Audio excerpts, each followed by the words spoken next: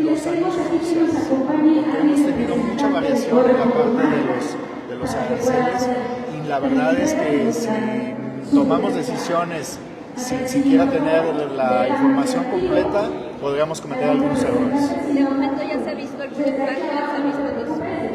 Mira, todavía no. La verdad es que hemos sabido de algunas empresas que han tenido pagos, pero son sus pagos programados que tenían ya desde principios de año. Pero todavía no hemos tenido una afectación directa. ¿Tienen un pronóstico de más o menos cuántos empleos Bueno, todo depende de hacia dónde vayan los aranceles, ¿no?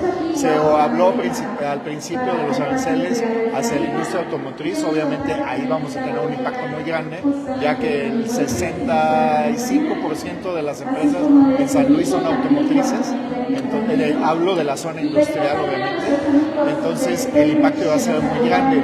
Después, con el cambio que se dio, pareciera que no va a haber algún impacto por el momento. Los reportes de lo que es IMSS, los primeros meses del año marcaron un incremento de asesoramientos en el IMSS justamente.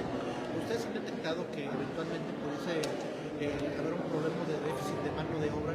¿Y en cuáles capítulos? ¿Qué tal les pareció este congreso? Cada vez más por gente más lejos, Santa María, Guerrero, incluso este aspecto de que vaya por personas también.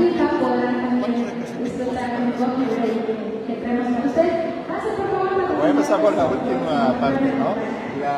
El costo es uno de los más grandes. El costo del transporte depende de la empresa, depende de la distancia, pero más o menos de una compensación total anda alrededor de un 25%. No pega directamente a la nómina, pega directamente al costo de mano de obra de la empresa. Sí hubo un incremento. ¿Por qué? Pues porque muchas empresas lo que estuvieron haciendo fue subir sus inventarios, mandarlos a Estados Unidos por si empezaba algún aumento con los aranceles. Y lo que le comentaba también, que a partir de este incremento en las contrataciones se empieza a notar un déficit ya de las empresas que no encuentran más mano de obra para el reclutamiento. Mira, la verdad es que sí tenemos un déficit, depende también de las empresas, hay unas que ya encontraron su equilibrio, hay otras que están innovando, pero depende de las empresas el nivel de déficit de personal que tenemos. Sí, tenemos actualmente el 3% mensual de rotación, de acuerdo a los datos que tenemos de la asociación. ¿Esto es en la industria manufacturera? En la industria manufacturera. Por ejemplo, ¿cuál diría usted que son las industrias más sanas en términos de recursos humanos? Híjole.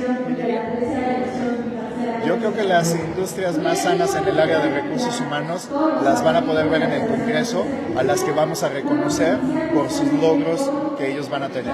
Y eso va a ser una sorpresa para el Congreso. Y durante este arranque de año, ¿sí ha habido creación de nuevos empleos en las empresas? Sí hubo nuevos empleos, principalmente, por lo que les decía, incremento en la actividad, incremento en los inventarios. ¿Todo el año? No creo, y te lo voy a decir porque el Fondo Monetario Internacional acaba de decir que vamos a tener un crecimiento cero para México, lo cual quiere decir que vamos a tener un estancamiento económico. El estancamiento económico no significa necesariamente que vaya a haber disminución de empleos, sino que no se van a generar más empleos. O sea, el Producto Interno Bruto no va a crecer, se va a estancar y vamos a estar como estamos al momento. Sí. Usted que le conoce bien, usted que conoce bien este asunto, presidente, ¿cuándo aunque yo sé que es arriesgado, ¿cuándo calculan que pudiese darse este estancamiento en el empleo? Porque, por ejemplo, el dato del INEGI de la actividad económica ya marcó ayer, antier, que ya la economía de México está en una recesión técnica, ¿verdad? Mira, lo que va a suceder con esto, o muy probablemente lo que vaya a suceder con esto, es a mediados de año puede haber alguna disminución. Si continúa así. ¿Disminución? Sí, es una disminución. ¿Congelamiento? Disminución, congelamiento. O sea, ya no hay crecimiento de nuevas plazas. ¿Y habría riesgo también de pérdida de empleos, de que se empiecen a recortar? Depende de la industria. pero pudiera haber en algunas industrias. ¿Cuáles son las industrias más resilientes a este tipo de situaciones? Pues mira, la verdad es que es variable, ¿no? Y todo va a depender de cómo vengan los nuevos aranceles, todo va a depender de cómo siga la economía, de cómo se esté moviendo ahorita la macroeconomía. Vamos a depender mucho de esa parte. ¿Sí? No, sería muy riesgoso decirte, esta va a ser la más impactada. ¿Sí? En torno al incremento de los sueldos, nos habías comentado que por el tercer o cuarto mes del año ya se iba a reflejar un incremento en los salarios. Sí, mira, en la industria manufacturera ya se tuvo la mayoría de las revisiones de contrato colectivo.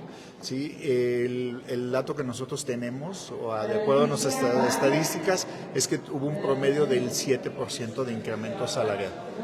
Sí, ese fue el dato que a nosotros nos arrojaron nuestras encuestas. ¿Del salario mínimo entonces en cuánto va saliendo el El día? salario mínimo fue el incremento fue del 12%, pero obviamente la mayoría de las empresas manufactureras no pagan el salario mínimo, pagan un salario mucho más alto y ellas están dando un incremento del 7%. Hay algunas, a propósito de la pregunta de mi compañero, hay algunos sindicatos, sobre todo los de reciente creación o los independientes que le llaman, que ya están incorporando dentro de lo que son sus negociaciones de contratos colectivos, esa parte que hemos platicado de la reducción de jornadas laborales, o sea, ya plantean de que como una prestación pudiesen disminuir de las 8 a 6 horas de trabajo. La verdad no lo he escuchado, no he escuchado esa propuesta, pero pues es una propuesta interesante, habría que analizarla.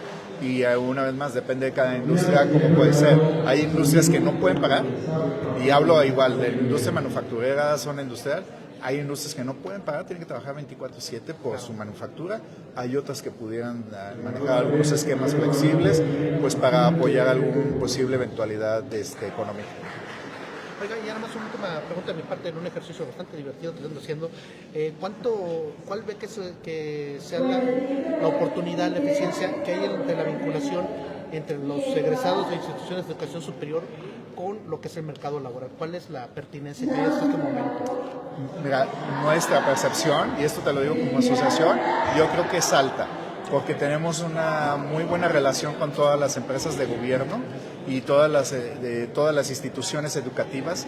Entonces nos hemos vinculado muy bien con ellos, que podemos ayudar nosotros como asociación a que lleguen a la industria todas las personas, por un lado, y por el otro, las empresas directamente tienen convenios directos con las empresas. Desde mi punto de vista, yo creo que es una muy buena vinculación. ¿Cuáles son las carreras que tienen más demanda en la industria en este momento? En la industria manufacturera, principalmente las ingenierías. ¿Algunas en específico? Mecatrónica, quizá. Mecatrónicas, ingenieros industriales, ingenieros especialistas en calidad, toda esa parte de la manufactura. Todo lo que sea relacionado a manufactura son las principales ingenierías que se colocan. Si usted pudiera hacer un ejercicio de crítica, ¿cuál cree usted que sean las instituciones de educación superior que son más pertinentes en lo que es la generación del talento humano que se necesita en este momento? Híjole, sería muy arriesgado dar un dato ahí con ellos, mejor me lo reservo. Sí.